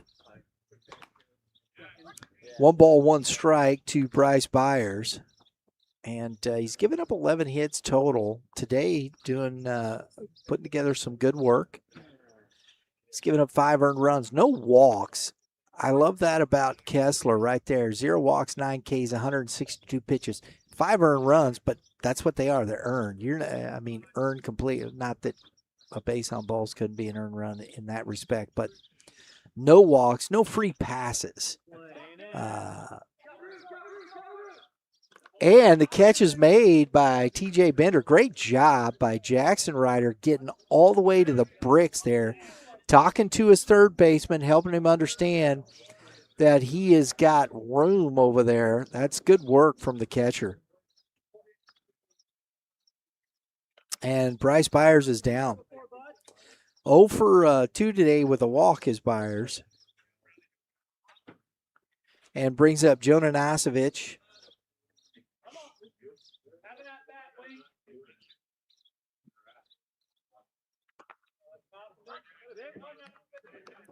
Takes strike 1.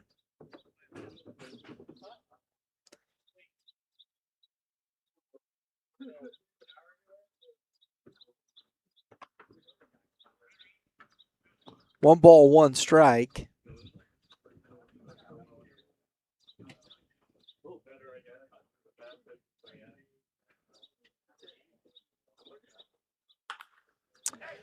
And that's into left field, and good job by Brandon Schultz. Broke back, but still able to make the catch on as that ball had a lot of top spin on it and coming down. Heading to the top of the 7th, 6-2, Gray.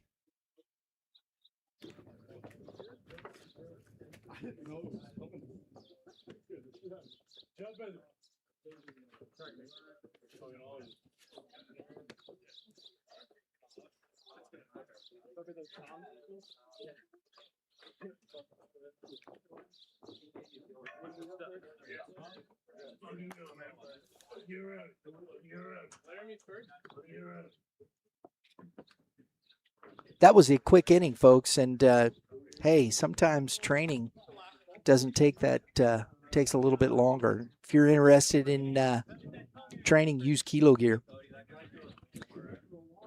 A proven system Train smarter, perform stronger. Doctor designed weighted gear trusted by baseball athletes to improve speed, power, and overall performance.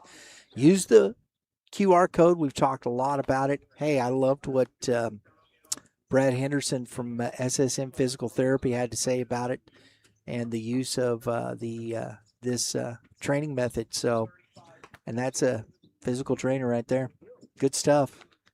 Increase bat speed, throw harder, move faster, stay durable, recover better. Kilo Gear. Use the promo code YBM10. Get 10% off of your gear. Get started today. Set up for the off season. You're going to need it. If that's the way you want to train, learn more about it, set it up for it. And we have a young man very familiar with. We talked about him earlier, former Fort Zumwalt East pitcher, part of their state championship run, where they finished fourth in Class 5, and is Lucas McGill, currently at Maryville University, just down the road here. It's good to see Lucas.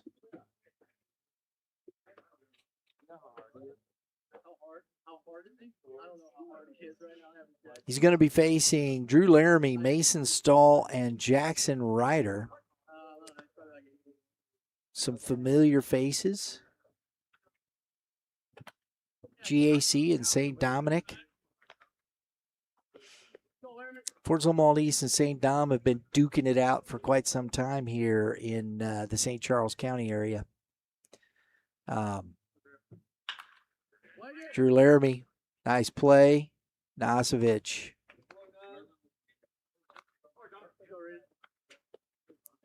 Out number one. So Laramie grounds out. Nasevich, man, I really like watching him play third base. Smooth hands. Never gets in a hurry about everything, but he always looks fast. And trusts his arm. He's got a big arm. And when you got that, see the ball into the glove, take a step and throw it over. Ball one to Jackson Ryder. So Mason Stahl not coming out for his AB here, so I'm not sure if he had to leave or he's hurt or what. 2-0 to Ryder.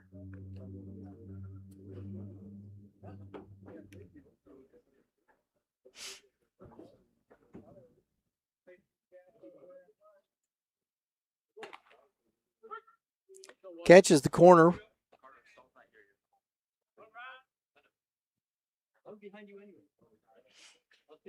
Two balls, one strike.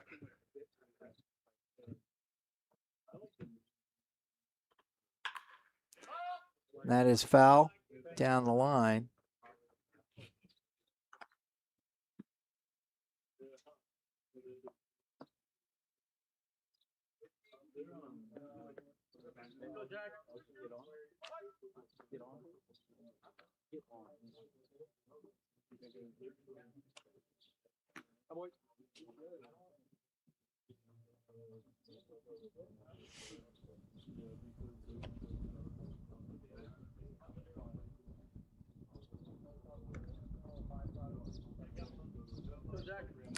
Three balls, two strikes, full count to Ryder.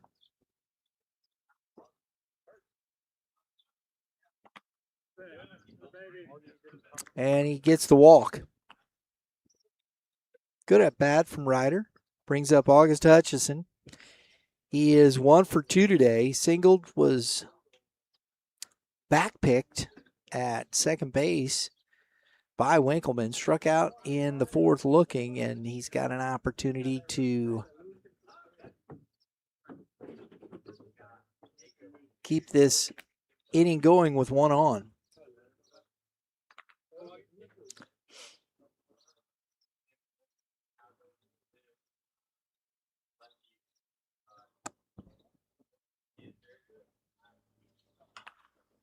In on the hands, fouled off. 1 ball, 1 strike.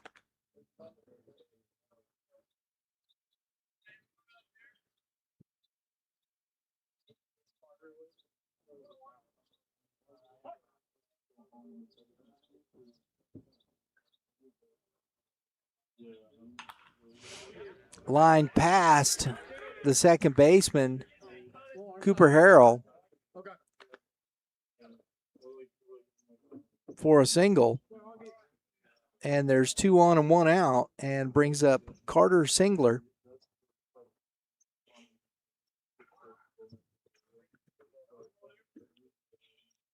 Gray squad looking to add more to their lead.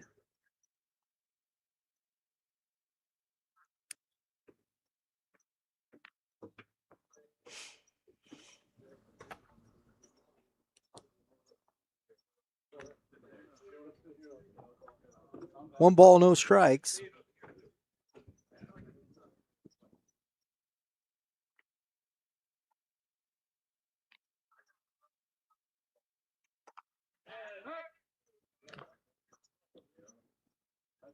One ball, one strike. Throw down to first.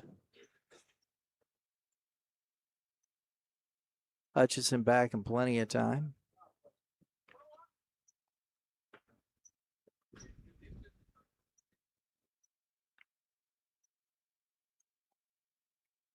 That one gets to the backstop.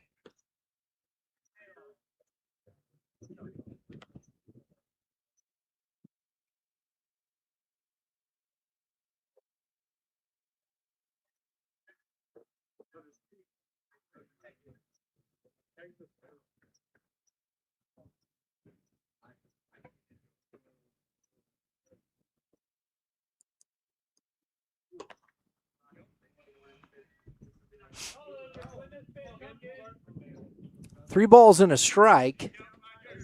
A base is open, but you have on deck Aiden Payton.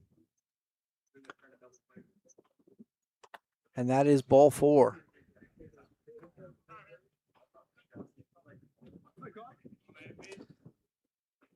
One out.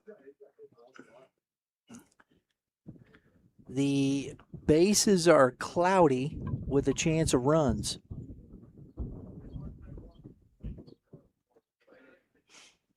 I like that one. That's pretty good right there.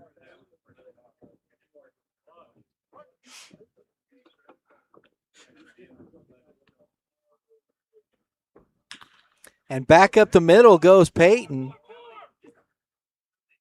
1 run in. The throw is coming home and is not in time as Hutchison slides in under the tag.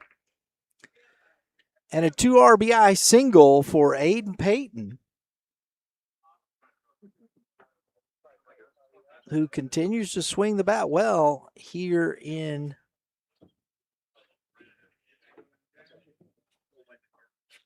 PCDL. First and second, 1 out. Trey Kent Landrum to the plate. Curveball fouled back into the netting. Strike 1.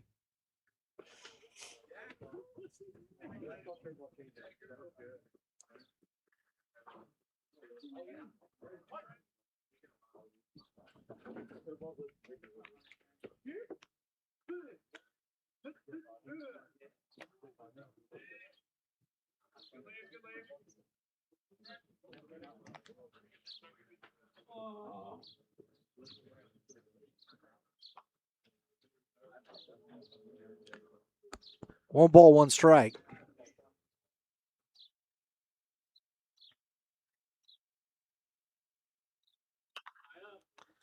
Out of play. 1 and 2.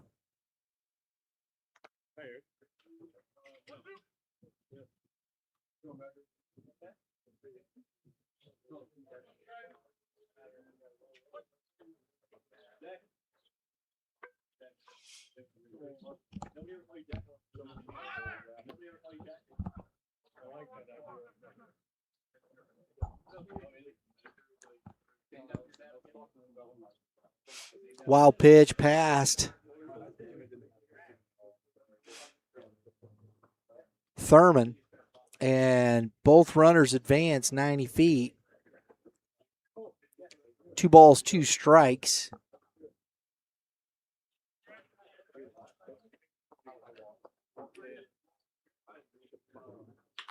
And back up the middle. The throw is coming home and is up the line. And Landrum into second on the throw. 2 more runs are in, and it's 10-2 Gray. Man, the Gray team has won every game this week, and I think we're holding court.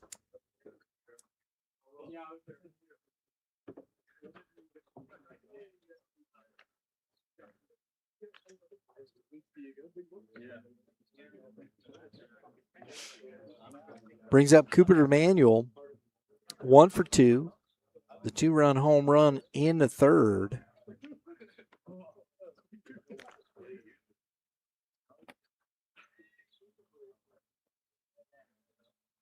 Ball 1.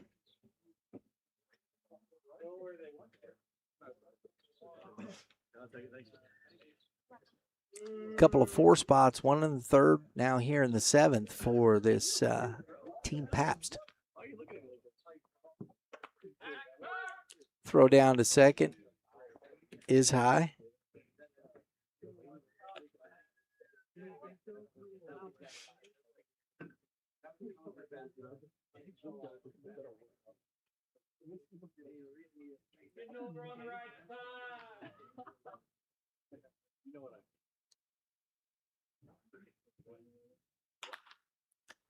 A little flare, and it caught by Zia.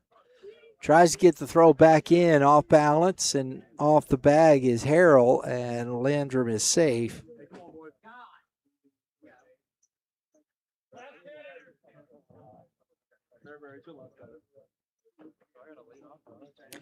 So 2 outs now. Brandon Schultz to the plate.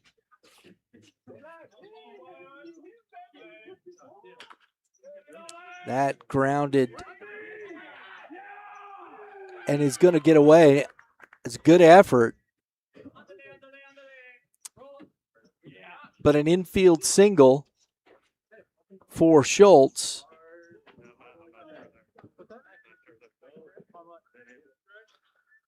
Landrum scores.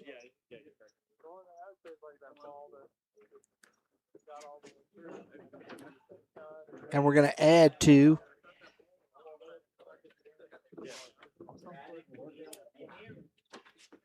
And we head to the bottom of the 7th. Now 13-2 Gray.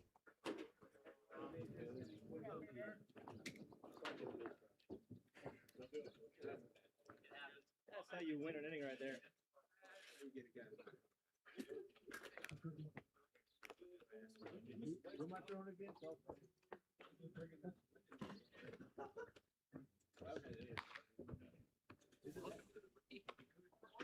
Youth Baseball Midwest is produced by Red Earth Productions, LLC. Since 2017, we have been bringing you the most comprehensive youth and high school baseball coverage in the Midwest. If you like what you see, please take a moment, subscribe, hit the dinger next to it.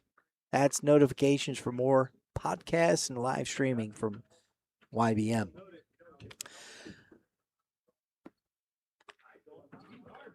Appreciate you being here today. And hope that you are enjoying the broadcast. My crew in the booth, can't do it without them. They are right there. Drew Klutz, our production manager. Lauren Klutz, our information and social manager. Bringing you the pictures and keeping you up to speed on what's happening as the ball game progresses on your screen.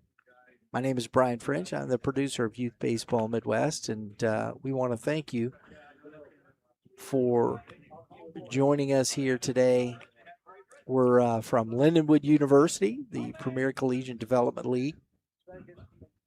We're in week 5, day 3, and all week the Gray squad has won now.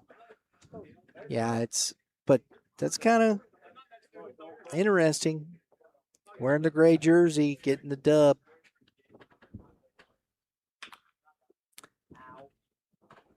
Craddock at the plate.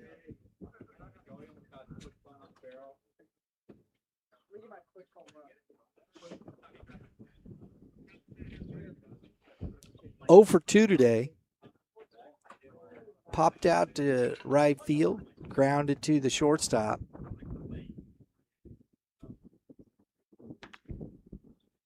Heck, you can get one up to right now in the windage. It could travel a little bit. Grounded.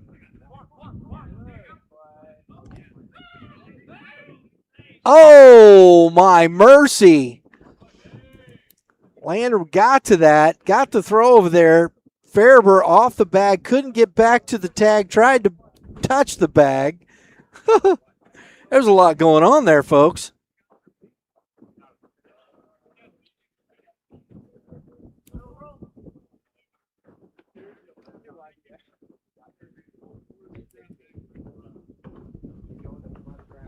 Infield single for Craddock. Mahfoud Thurman to the plate.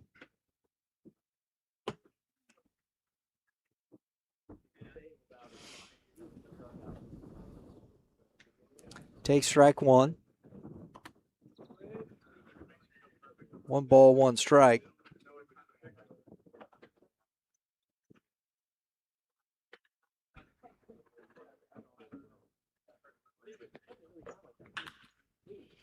That's into left field and right at Schultz. I mean, he didn't move. Out number 1. Barreled that baseball up nicely. Caden Zia to the plate.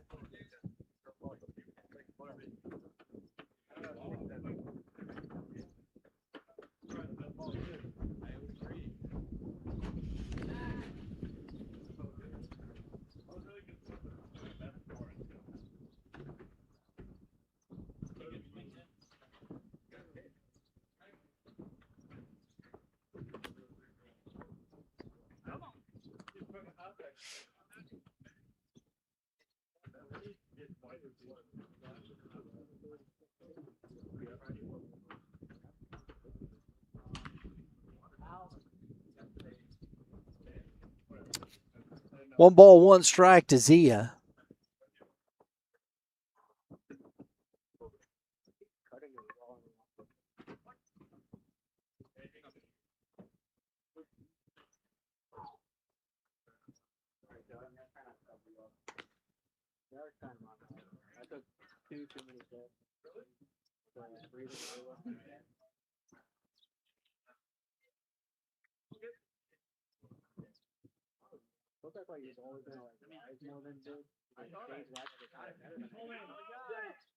Schultz to it. Oh, out of his glove. Craddock has to stay at second as he was making sure that the ball didn't get caught. Thought Schultz was going to come out of that. When he hit the ground, man, that ball bounced right out of his glove.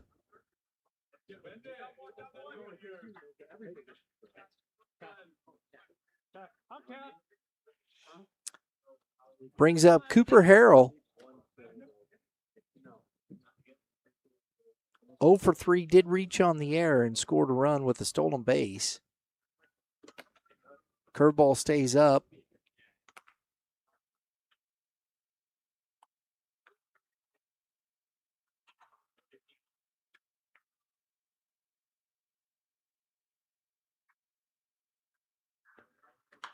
Popped up. And Ryder gets to it, makes the catch. Nice play by Jackson Ryder behind the plate. Cooper Harrell is down.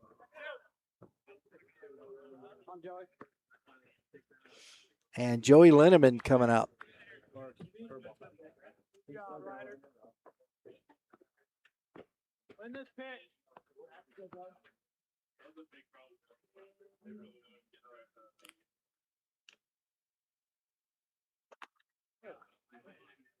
Ball 1. Linneman is 1 for 2 with a walk. Scored a run in the third. And that misses in as well. 2-0.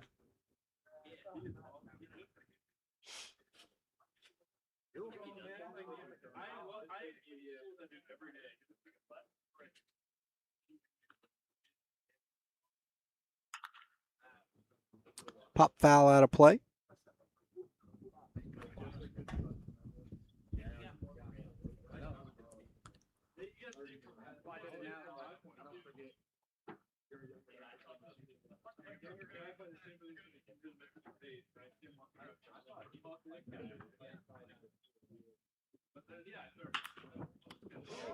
Nice play.